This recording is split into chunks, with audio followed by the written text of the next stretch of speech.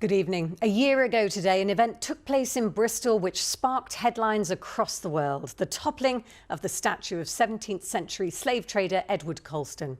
The statue is now part of a display at the Shed Museum where the public are being asked what should happen to it next, as Sabet Chowdhury reports.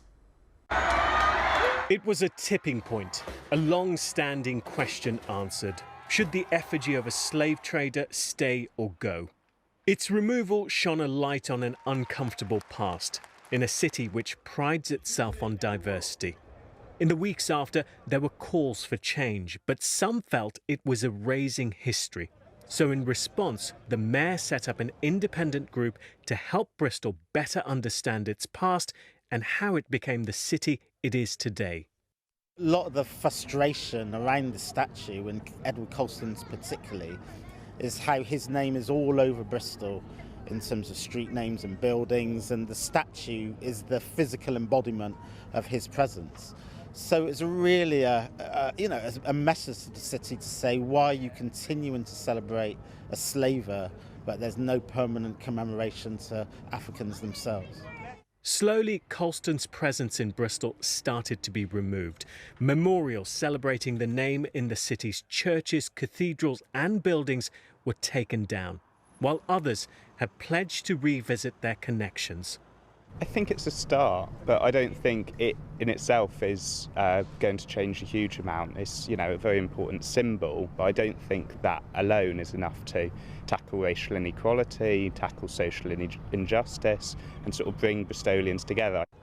A year on, the Bristol History Commission is still trying to untangle a complicated past. I don't think anything concrete has changed. Obviously these inequalities still exist, and it's going to take more than a statue to change those disparities and inequalities in society. I think what has shifted, though, is conversation.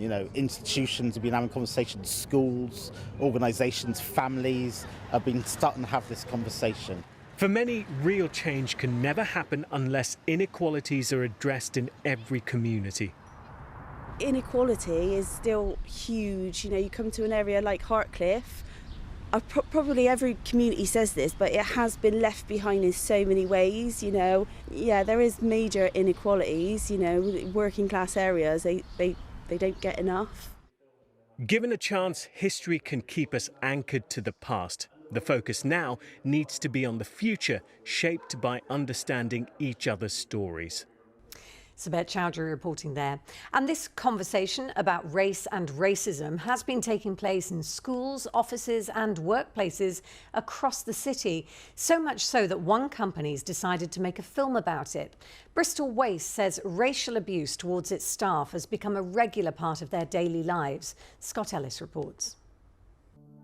When I first started, it affected me loads, but now I've been there a while and it's just like, whatever.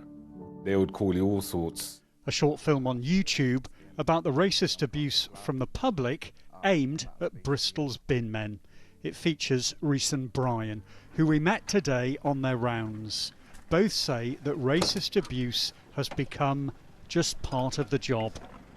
It's degrading. It does put a downbeat on the rest of the day. It's not just it affects us, it affects our families when we go home and tell them. So it's just a nasty thing to deal with. It's hard. It sometimes makes you feel, are we going forward in time or are we going back in time? The film came about after last year's killing in the US of George Floyd and the felling of Colston's statue in Bristol. It just gave us a platform to talk to the staff, to say, are there any issues out there? It allowed them to come to us and allowed us to listen. They don't need to suffer this kind of abuse from anybody. And it's for us to prove that we will support them and we will report it. Bristol Waste says it reports racist abuse to the police, and its efforts to bring successful prosecutions will be helped by CCTV cameras fixed to the company's newer waste lorries. There was an incident. Reese and Brian hope everybody watches their short film. I want people to see the video and just learn, like it does affect everyone. What I hope is more understanding. Initially, that's it, more understanding. Colleague Wayne agrees it's time for change. We're not in the dark ages no more. This is like 21st century that we're all in the pandemic all together. Let's have a bit of niceness, a bit of love, and just all get on. I just don't get it.